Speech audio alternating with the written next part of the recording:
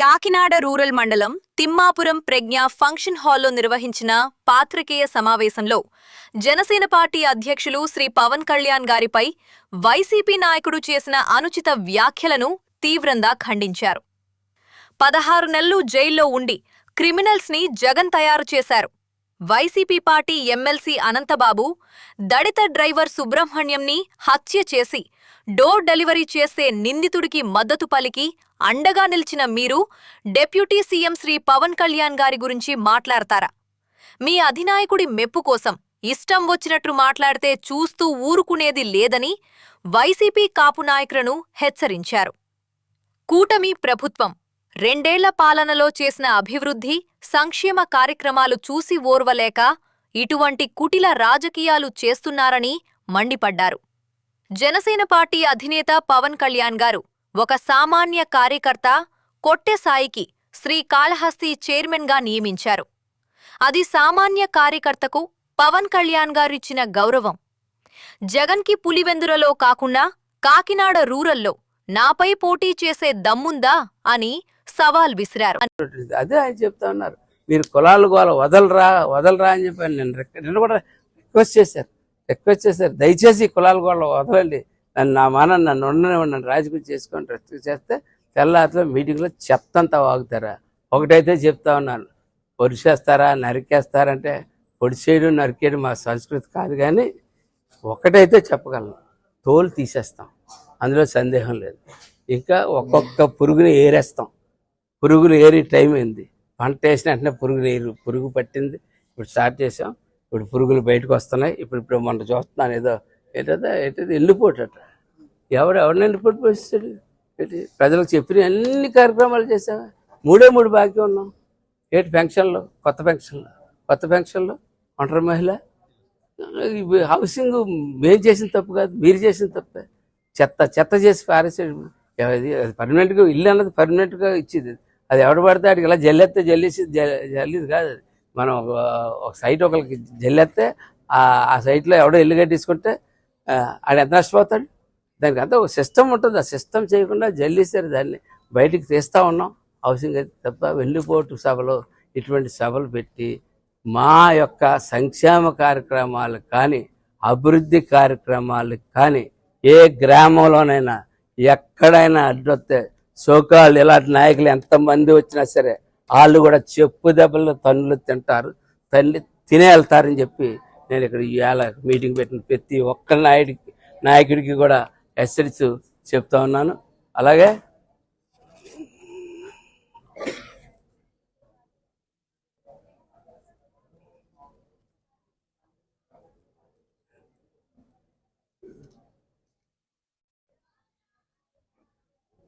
చెప్పేది కదా ఇది,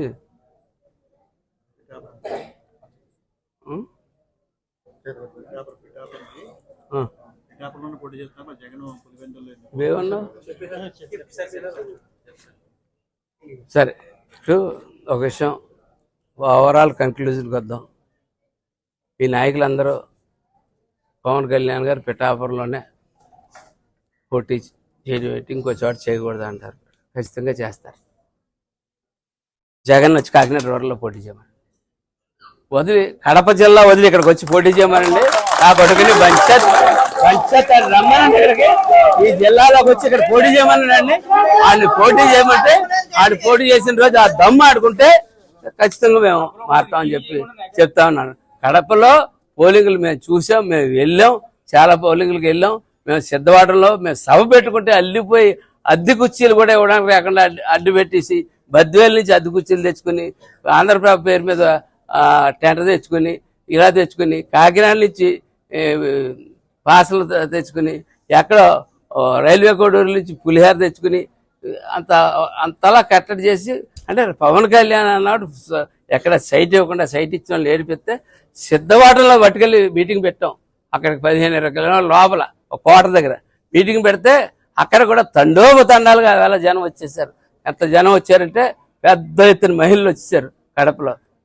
ఇక్కడ మీరు ఎవరిని మొబిలైజ్ చేయకుండా మీరు పిలిపించి పవన్ కళ్యాణ్ లాగా 24 గంటల ముందు పిలిపించేసి ఎవరిని మొబిలైజ్ చేయకుండా తూర్పుగోదావరి జిల్లా ఒక్క మీటింగ్ పెట్టమనండి, నా కొడుకులు ఏదో కౌరులు చెప్తా ఉన్నారు, చెత్త కౌరులు చెప్తా ఉన్నారు. పూర్వం అంతా కలిసి ప్రయాణం చేసాం కదండి, మేము గౌరవంగా చాలా పద్ధతిగా వెళ్తా ఉన్నాం 2 సంవత్సరాల నుంచి. కలిసి ప్రయాణం చేసిన నాయకులు సాటి నాయకులు కదా అని చెప్పి మా నాయకుడి మీద బుర్ర జల్లడానికి కానీ, మా నాయకుడు కానీ మా కార్యకర్తలు కానీ ఎవరి మీద కానీ తప్పుడుగా మాట్లాడడానికి ప్రయత్నం చేసి కుల రంగులు పూర్చడానికి కానీ పూజ చేస్తే మేమేంటో ఇక్కడి నుంచి రోజు పండగే కాసుకోండి. వేళ నుంచి చెప్తా ఉన్నా, వేళ నుంచి అభివృద్ధి సంక్షేమం ప్రతీకారం 3 ఉంటాయని చెప్పి నేను ప్రతి ఒక్కసారి మా అభివృద్ధి సంక్షేమానికి అడ్డొస్తే మటుకు ప్రతీకారం ఉంటుందని చెప్పి ఖచ్చితంగా తెలియజేస్తూ సెలవు తీసుకుంటాం. అసంతృప్తి మాటలు మాట్లాడేస్తారు, అడవాడు చేసేస్తారు, ఇంకా మంత్రి పదవి ఇచ్చేస్తే వాళ్ళ దగ్గర పడి ఉంటాడు. అట్లాగే మేమేమన్నా రౌడీలుమా అంట, ఈ పార్టీ రౌడీల పార్టీ ఎవరు చెప్పాలి? ప్రజలు చెప్పారు. 62% ఎంత 52% ప్రజలు చెప్పారు. 54% మన ఏరియాలో మా జిల్లాలో అయితే 60-70% ప్రజలు చెప్పారు మీరు రౌడీలే. మేము రౌడీలే అంటారేంటి? రౌడీలే మీరంతా. మీరు జైల్లో పుట్టిన పార్టీ, జైల్లో పెరిగిన పార్టీ, జైల్లో ట్రైనింగ్ అయిన పార్టీ, మీ నాయకుడే రౌడీ. అటువంటి మేము రౌడీలా? క్రిమినల్స్ అయితే చంపేస్తారా అంటే చూడలేదా? క్రిమినల్స్ అయితే చంపేస్తారా లేదో? ఎన్కౌంటర్లు అయ్యి క్రిమినల్స్ చంపారా? క్రిమినల్స్ కీటకాల్లో కాటేసేస్తుంటే అందరినీ క్రిమినల్స్ వదిలేస్తారా చంపేయకుండా? మీరు మామూలు మనుషులే చంపేస్తున్నారు. మీ శిష్యుడు ఆడు బాబుగాడు, ఆడు పేరేంటి అనంతబాబు, ఆ డ్రైవర్ని ఒక ఎస్సీ డ్రైవర్ని పార్సిల్ చేసేస్తే మీరందరూ కలిసి కూర్చుని జగన్ దగ్గర కూర్చుని ఆయన్ని దగ్గరుండి ఆయన కాపాడి సాక్ష్యాలు తారుమారు చేసి ఇచ్చేసి అన్నీ ఎంత దారుణంగా మీరు చేసిన విధానాన్ని మేము ఎప్పుడు మర్చిపోలేదని చెప్పి తెలియజేస్తా ఉన్నాం. అలాగే వంగ గీత గారు మాట్లాడుతూ ఉన్నారు, పవన్ కళ్యాణ్ గారు పిఠాపురం నుంచి పోటీ చేయడానికి కారణం కాపు ఓటర్లు ఉన్నారు, అందుకని పోటీ చేశారు. సరే అమ్మా గీత గారు, నువ్వెందుకు పోటీ చేసావమ్మా? అప్పుడు ఆ పార్టీలో మన చిరంజీవి గారు ప్రజారాజ్యం పార్టీలో మీరెందుకు పోటీ చేశారమ్మా? మీరు పోటీ చేసినప్పుడు ఏ ఓటర్లు ఉండేవారు? కాపు ఓటర్లు కాదా? మీదేంటి మీ అత్తోరు ఇల్లా పిఠాపురం? మీ అమ్మగారు ఇల్లా? మీరు ఎందుకు వెళ్ళారు పిఠాపురం? ఎందుకు వెళ్ళారు? ఎందుకు పోటీ చేశారు? ఎందుకు జగన్ పులివెందులోనే ఎందుకు పోటీ చేస్తాడు? నానాజీ మీద పోటీ చేయొచ్చు కదా. ఇక్కడికి వచ్చి రమ్మనండి, జగన్ గారి దమ్ముంటాడని నానాజీ మీద పోటీ చేయమనండి. పవన్ కళ్యాణ్ ఎట్లా పిఠాపురంలో ఎందుకు పోటీ చేయాలి? కాపులు ఉన్నారు కాబట్టి పోటీ చేశారు, కాపులు ఉన్నారు కాబట్టి నగ్గారు. మరి ఇక్కడ కాకినాడలో ఎవరున్నారని నానాజీ నగ్గాడు? పవన్ కళ్యాణ్ సిద్ధాంతాలు ఉన్నాయి కాబట్టి నగ్గాడు. పవన్ కళ్యాణ్ సిద్ధాంతాలు, అలాగే చంద్రబాబు నాయుడు యొక్క పరిపాలన అనుభవం ఇవాళ ఈ రాష్ట్రానికి అవసరం కాబట్టి నానాజీ అన్నవాడు నగ్గాడు. రమ్మను ఇక్కడికి వచ్చి పులివెందులు మానేసి మీ నాయకుడు, మీ మహానాయకుడు 16 months జైల్లో ట్రైనింగ్ అయ్యి కోట్లాది మందిని ట్రైనింగ్ చేసి ఈ రాష్ట్రం మీద వదిలిసినటువంటి ఈ జగన్మోహన్ రెడ్డిని చెప్పమని చెప్పి వచ్చి ఇక్కడ పోటీ చేయమని చెప్తాను. ఆవిడ అంటుంది మళ్ళా అధికారంలో ఉంటే ఒకలాగా, అధికారంలో లేకపోతే ఒకలాగా. అలా లేడే, నేను చూడలేదా? నేను మీటింగ్లో అధికారంలో ఉన్న వాళ్ళకి పెట్టలేదా? ప్రతిదీ ఊరు మాట మంతి అని చెప్పి పెట్టి, ఊరూరో మాట మంతి అని చెప్పి ప్రతి ఒక్కరికి వాళ్ళకు ఉన్న ఇబ్బందులు తెలుసుకున్నాడు. వాళ్ళ ఇబ్బందులు ఆయన చేయగలిగినాయి, అక్కడ చేయగలిగినాయి కొన్ని నిజంగా కొన్ని అద్భుతమైన సంఘటనలు, చాలా అరుదైన సంఘటనలు అక్కడ ఉంటుండగానే అనేక సమస్యల పరిష్కారం. అంటే ఇలాగ కూడా చేయొచ్చు అని ఆఫీసర్లకి ఆఫీసర్ల కళ్ళు, మా కళ్ళు, మా కార్యకర్తల నాయకుల కళ్ళు కూడా ఇప్పిటట్టు చేశాడు. అందరికీ కూడా ఇలా కూడా చేయొచ్చు, మీరు ఇలా ఎందుకు చేయట్లేదు అని చెప్పి మమ్మల్ని వెళ్ళమంటున్నాడు ఊరూరా. ఇదే మాట పెట్టి మేము తిరుగుతాం అక్కడి నుంచి ఊరూరా. క్రిమినల్స్ అయితే చంపేస్తారా? క్రిమినల్స్ అయితే ఏరేస్తారా అంటే ఏరేస్తాం. ఎందుకంటే ఈ 2 సంవత్సరాలు ప్రజలకు అభివృద్ధి చేయాలన్నది, ప్రజలకు ఏం చేయాలా, సంక్షేమ అభివృద్ధి ఎలా చేయాలన్నది దానిలో గాడిలో పెట్టేసాం పరిపాలన. ఇంకా 2-3 ఉన్నాయి అంతే. ఆ 2-3 అయిన తర్వాత పిచ్చి ఆశాలు వస్తే ఏరేస్తాం, అందులో సందేహం లేదు. ప్రతి ఒక్కరికి ఈ ఊర్లో ఉన్నవాడితో సహా చెప్తా ఉన్నాను, ఏరి పారేస్తాం, అందులో మనకి ఎటువంటి సందేహం ఉండదు.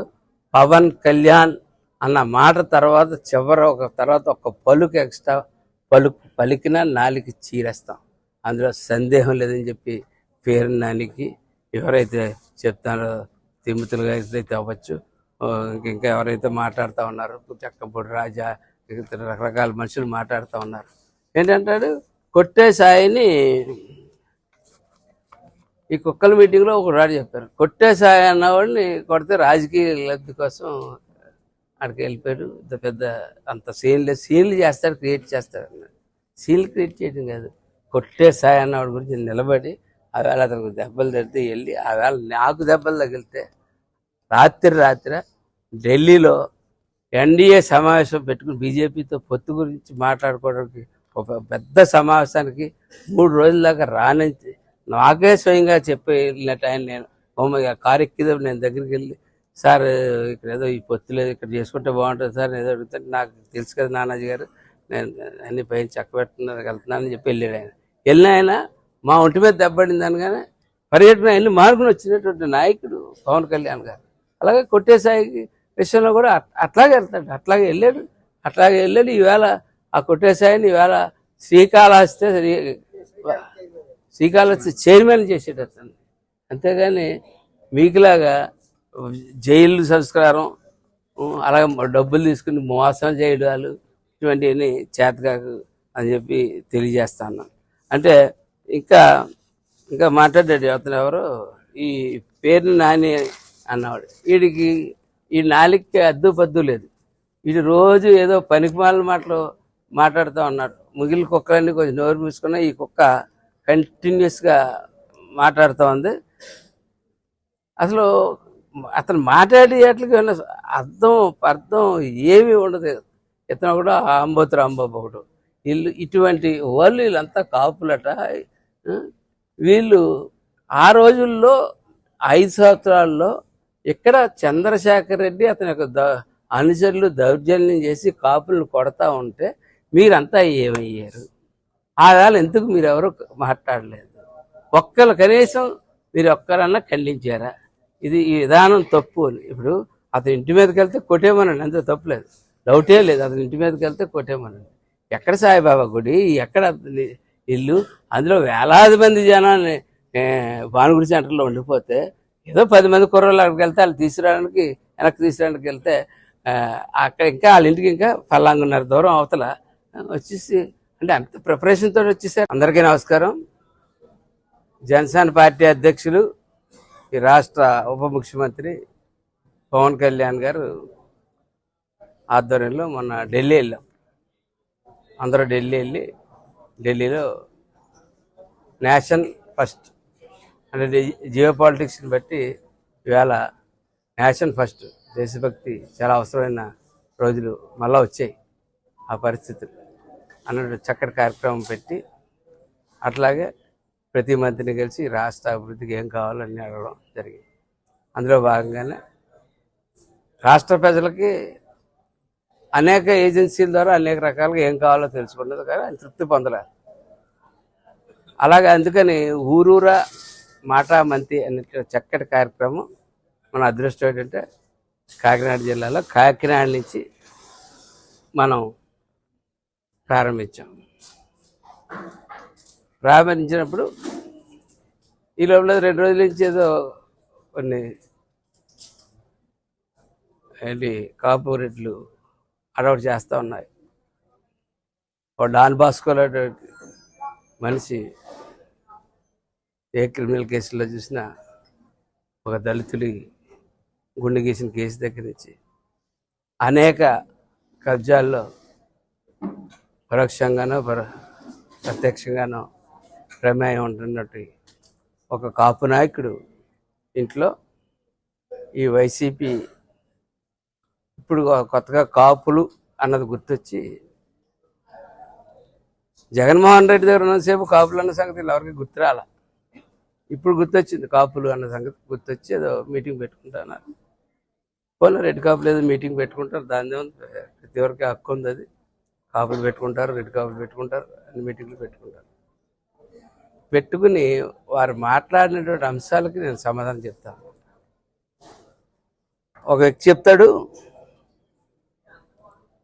ఈ సామాజిక వర్గంలో పెద్ద సామాజిక వర్గం కులానికి పోవాలని మొత్తం అంతా జనసేనకి కావాలని చెప్పి మేమేదో పన్నాగం పని. నేను ఒక విషయం చెప్తా ఉంటాను, ఎప్పుడు జనసేన పార్టీ ఆర్గానిక్ గ్రోత్ లాంటిది, లేక ఆర్గానిక్ గ్రోత్ లాంటిది. అది ఎట్లాగంటే మామూలుగా మనం ఒక సింపతితోటో ఒక గాలితోటో ఎదిగిన పార్టీ కాదు.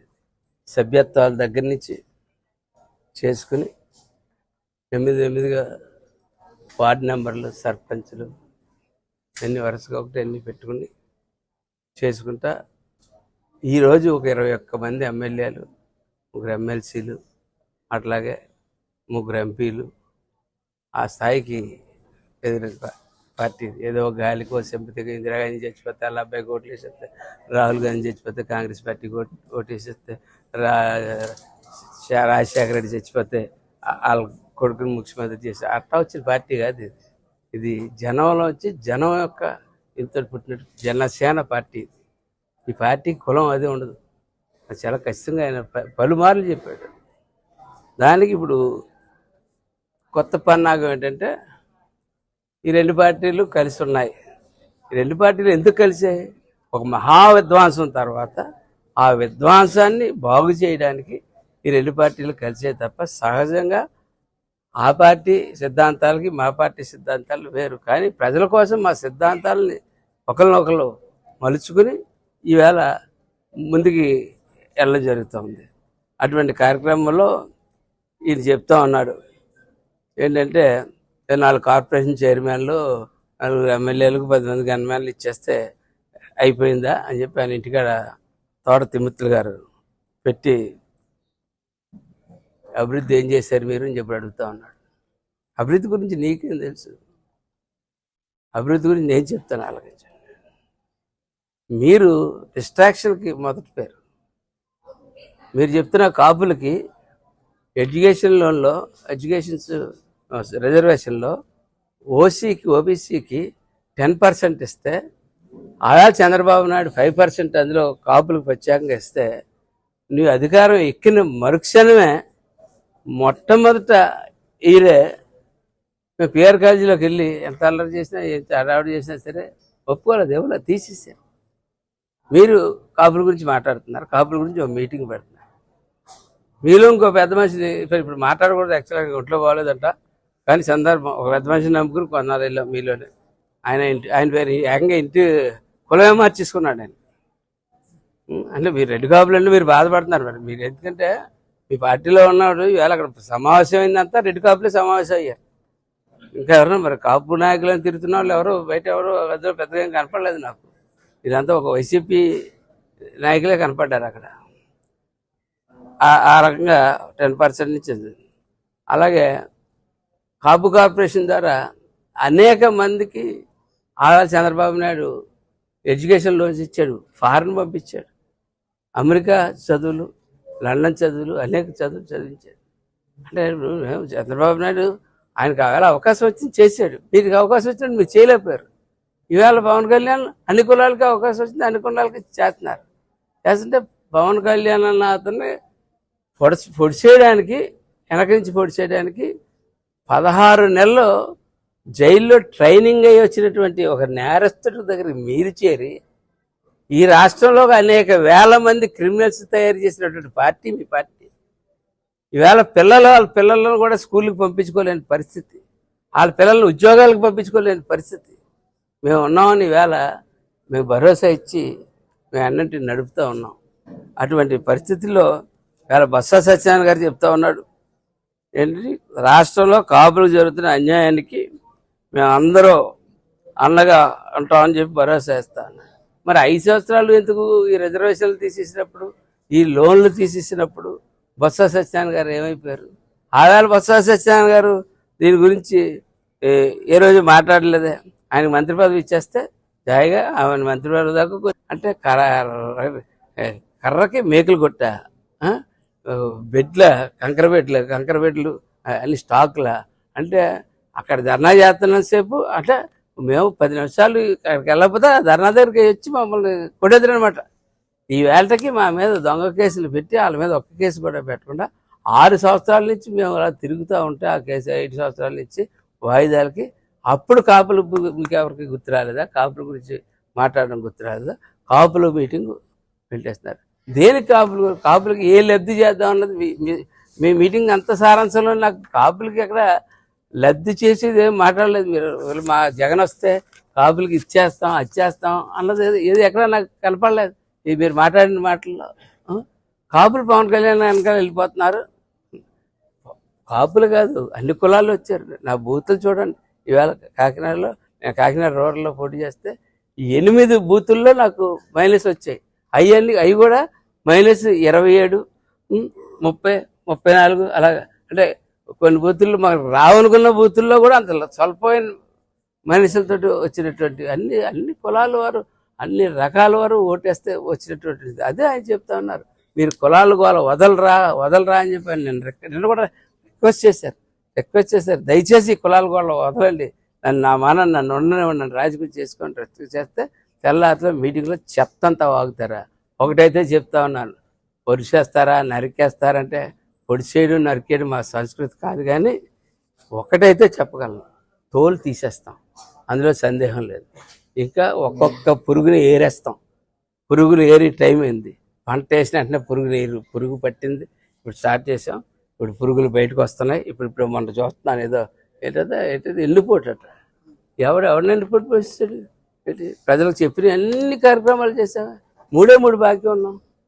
పెన్షన్లు, కొత్త పెన్షన్లు, ఒంటరి మహిళ, హౌసింగ్ మేము చేసిన తప్పు కాదు, మీరు చేసిన తప్పే. చెత్త చేసి పారేసాడు. అది పర్మనెంట్గా ఇల్లు అన్నది పర్మనెంట్గా ఇచ్చేది. అది ఎవడు పడితే ఆడికి ఇలా జల్లిది కాదు. మనం ఒక సైట్ ఒకరికి జల్లేస్తే ఆ సైట్లో ఎవడో ఇల్లు కట్టించుకుంటే ఆడు ఎంత నష్టపోతాడు? దానికి అంతా ఒక సిస్టమ్ ఉంటుంది. ఆ సిస్టమ్ చేయకుండా జల్లేసారు. దాన్ని బయటికి తీస్తూ ఉన్నాం. హౌసింగ్ అయితే తప్ప వెన్నుపోటు సభలు ఇటువంటి సభలు పెట్టి మా యొక్క సంక్షేమ కార్యక్రమాలకు కానీ అభివృద్ధి కార్యక్రమాలకు కానీ ఏ గ్రామంలోనైనా ఎక్కడైనా అడ్డొస్తే సోకాళ్ళు ఇలాంటి నాయకులు ఎంతమంది వచ్చినా సరే వాళ్ళు కూడా చెప్పు దెబ్బలు తన్నులు తినే వెళ్తారని చెప్పి నేను ఇక్కడ ఇవాళ మీటింగ్ పెట్టిన ప్రతి ఒక్క నాయకుడికి కూడా హెచ్చరిస్తూ చెప్తా ఉన్నాను. అలాగే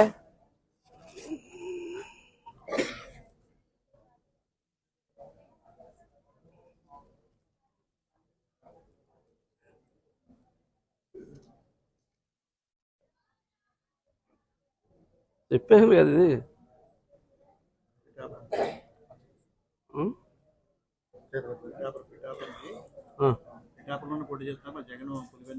ఏమన్నా సరే, ఇప్పుడు ఒక విషయం ఓవరాల్ కంక్లూజన్కి వద్దాం. ఈ నాయకులందరూ పవన్ కళ్యాణ్ గారు పిఠాపురంలోనే పోటీ చేయడం ఇంకో చోట చేయకూడదు అంటారు. ఖచ్చితంగా చేస్తారు. జగన్ వచ్చి కాకినాడ రోడ్లో పోటీ చేయమని కడప జిల్లా వదిలి ఇక్కడికి వచ్చి పోటీ చేయమనండి. నా కొడుకుని పంచాయతీ రమ్మనండి ఇక్కడికి. ఈ జిల్లాలోకి వచ్చి ఇక్కడ పోటీ చేయమనండి. ఆయన పోటీ చేయమంటే ఆడు పోటీ చేసిన రోజు ఆ దమ్ము ఆడుకుంటే ఖచ్చితంగా మేము మారుతామని చెప్పి చెప్తా ఉన్నాను. కడపలో పోలింగులు మేము చూసాం, మేము వెళ్ళాం, చాలా పోలింగులకు వెళ్ళాం. మేము సిద్ధవాడంలో మేము సభ పెట్టుకుంటే అల్లిపోయి అద్దె కుర్చీలు కూడా ఇవ్వడానికి లేకుండా అడ్డు పెట్టేసి బద్వేలు నుంచి అద్దె కుర్చీలు తెచ్చుకుని ఆంధ్రప్రభ పేరు మీద టెంటర్ తెచ్చుకుని ఇలా తెచ్చుకుని కాకినాడ నుంచి పాసలు తెచ్చుకుని ఎక్కడో రైల్వే కోడూరు నుంచి పులిహార తెచ్చుకుని అంతలా కట్టడి చేసి అంటే పవన్ కళ్యాణ్ అన్నాడు ఎక్కడ సైట్ ఇవ్వకుండా సైట్ ఇచ్చిన వాళ్ళు ఏడిపిస్తే సిద్ధవాటంలో పట్టుకెళ్ళి మీటింగ్ పెట్టాం. అక్కడికి 15-20 కిలోమీటర్ల లోపల ఒక కోట దగ్గర మీటింగ్ పెడితే అక్కడ కూడా తండోపతండాలుగా వేళ జనం వచ్చేసారు. ఎంత జనం వచ్చారంటే పెద్ద ఎత్తున మహిళలు వచ్చేసారు కడపలో. ఇక్కడ మీరు ఎవరిని మొబిలైజ్ చేయకుండా మీరు పిలిపించి పవన్ కళ్యాణ్ లాగా 24 గంటల ముందు పిలిపించేసి ఎవరిని మొబిలైజ్ చేయకుండా తూర్పుగోదావరి జిల్లా ఒక్క మీటింగ్ పెట్టమనండి. నా కొడుకులు ఏదో కౌరులు చెప్తా ఉన్నారు, చెత్త కౌరులు చెప్తా ఉన్నారు. పూర్వం అంతా కలిసి ప్రయాణం చేసాం కదండి. మేము గౌరవంగా చాలా పద్ధతిగా వెళ్తా ఉన్నాం 2 సంవత్సరాల నుంచి. కలిసి ప్రయాణం చేసిన నాయకులు కదా అని చెప్పి మా నాయకుడి మీద బుర్ర జల్లడానికి కానీ మా నాయకుడు కానీ మా కార్యకర్తలు కానీ ఎవరి మీద కానీ తప్పుడుగా మాట్లాడడానికి ప్రయత్నం చేసి కుల రంగులు పూర్చని కానీ పూజ చేస్తే మేమేంటో ఇక్కడి నుంచి రోజు పండగే కాసుకోండి. వేళ నుంచి చెప్తా ఉన్నా, వేళ నుంచి అభివృద్ధి సంక్షేమం ప్రతీకారం 3 ఉంటాయని చెప్పి నేను ప్రతి ఒక్కసారి మా అభివృద్ధి సంక్షేమానికి అడ్డొస్తే మటుకు ప్రతీకారం ఉంటుందని చెప్పి ఖచ్చితంగా తెలియజేస్తూ సెలవు తీసుకుంటాను.